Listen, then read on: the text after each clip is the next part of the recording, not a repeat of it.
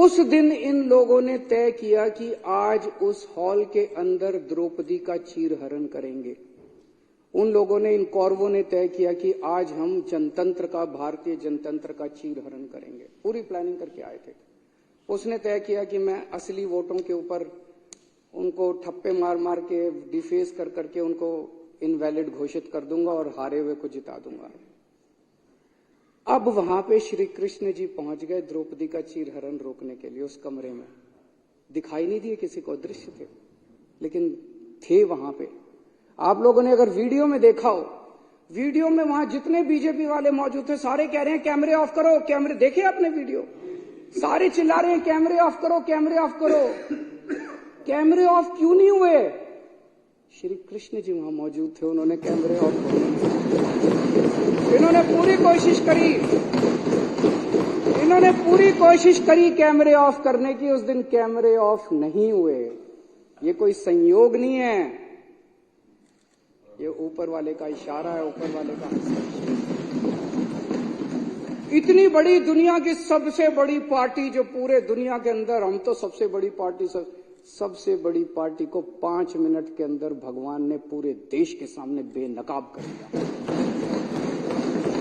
जो लोग द्रौपदी का चीरहरण करने आए थे, जो लोग भारतीय जनतंत्र का चीरहरण करने आए थे, भगवान श्री कृष्ण ने उनको पूरे देश के सामने उनका चीरहरण करके छोड़ा। और अध्यक्ष महोदय, उसके बाद की जो घटनाक्रम है, जिस तरह से सुप्रीम कोर्ट के अंदर ये मामला चला, हम लोग अदालतों को मंदिर की तरह मानते हैं। न्याय देना भगवान का काम है, न्याय भगवान देता है। इसलिए जज को भगवान का, जब जज अपनी कुर्सी पे बैठ के फैसले सुनाता है तो कहा जाता है कि एक तरह से भगवान फैसला सुना रहा है। लेकिन कल जो कुछ सुप्रीम कोर्ट के अंदर घटा, वो उससे कुछ ज्यादा ही बड़ा था। ऐसे लगा जैसे उस सुप्रीम कोर्ट के अंदर भी कहीं ना कहीं श्री कृष्ण मौजूद थे। ऐसे लगा जैसे वहां सुप्रीम कोर्ट के अंदर भी भगवान मौजूद थे। ऐसे लगा जैसे चीफ जस्टिस ऑफ इंडिया के अंदर भगवान बोल रहे थे। ऐसे लगा जैसे चीफ जस्टिस ऑफ इंडिया के जुबान के ऊपर भगवान बैठे हुए थे, भगवान उनके जरिए बोल रहे थे।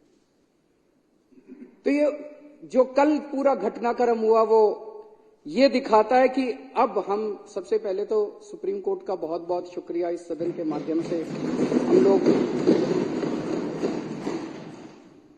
हम इस सदन के माध्यम से सुप्रीम कोर्ट का शुक्रिया अदा करना चाहते हैं।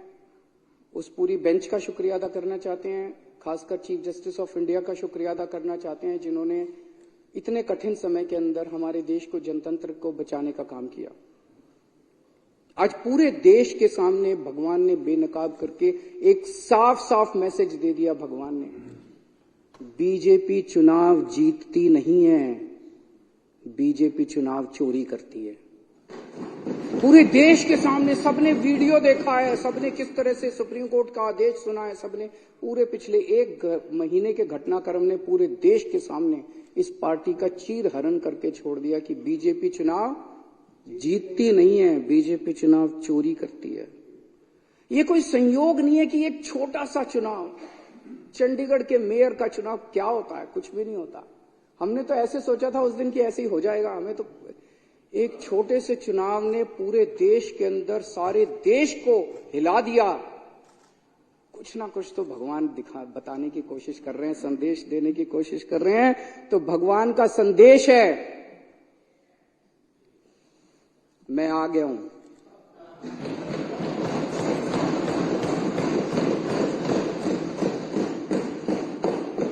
बीजेपी पाप कर रही है, बीजेपी अधर्म कर रही है, अब ये नहीं चलेगा। जिन लोगों को लगता था बीजेपी हार नहीं सकती, भगवान ने दिखा दिया कि अगर चंडीगढ़ के मेयर का चुनाव हार सकती है तो बीजेपी देश का चुनाव भी हार सकती है। भगवान ने पूरे देश को एक कॉन्फिडेंस देने की कोशिश करी है कि हिम्मत मत हारो, खड़े हो, तुम लोग एक बहुत बड़े देश के निवासी हो, भारत के लोग एक बहुत बड़ी संस्कृति, हमारा कल्चर 3000 4000 साल पुराना है। डर के मत बैठो, खड़े हो, आप अपना कर्म करो, तुम लोग अपना कर्म करो। कई लोगों को इस देश के अंदर लगता है कि अब तो ईवीएम में गड़बड़ी हो गई, वोट डाल के क्या फायदा है। भगवान कह रहा है बिल्कुल नहीं, वोट डालने जाओ, ईवीएम को मैं संभाल लूंगा। सारे जने वोट डालने जाओ, कोई बिना वोट के मत रहना। वोट डालने जाओ, आवाज उठाओ, प्रदर्शन करो, इनके खिलाफ खड़े हो, भगवान तुम्हारे साथ है। जैसे भगवान ने इनको बेनकाब किया चंडीगढ़ के चुनाव में, भगवान आने वाले समय में भी इनको बेनकाब करेगा और सत्य का साथ देगा। हताश होकर मत बैठो। ये धर्म और अधर्म की लड़ाई है, ये पाप और पुण्य की लड़ाई है।